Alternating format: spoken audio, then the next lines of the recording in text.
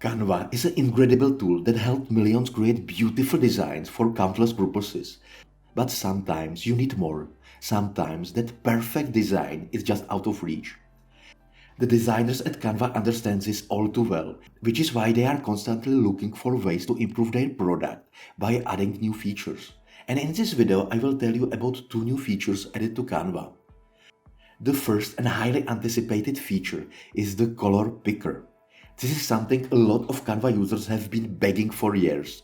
A simple tool that helps you pick any color from your image, and then you add the color in any element that has the option to change color. So, here I will show you how it works. Add any image as a background and drag in any element you want into the image. Then click on the element and continue the same way you are using to change the color. While there is still an option to use any of the photo colors that is Canva picking from the image automatically. To use the color picker, you need to go to this multicolored box with the plus sign in it and then click on this icon. This is an icon for a color picker or eyedropper if you want. And when activated, you will see a circle that is moving around with your mouse cursor. So just point the cursor with the circle in any place on the image and pick the color. For me, this is a very useful feature, which will help me with my designs. The next interesting feature is a new draw tool. This tool is what it is, a simple drawing tool that is available for all users, but right now only on desktop and tablets.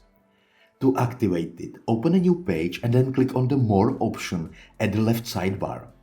Because I have already installed this app, I can see it here, but if you haven't installed it yet, go to the section called You May Also Like and then scroll down until you see the Draw app icon. When installed, using this tool is simple. Just select any of the brushes you see here, adjust the size, transparency, and choose the color. And use your imagination. As I mentioned before, at this moment, this app is only in the beta version and works only on desktops and tablets. But I'm pretty sure in the near future, this feature will be available for all users and on all devices. I hope you find this video helpful, and if you want, then like, comment or subscribe.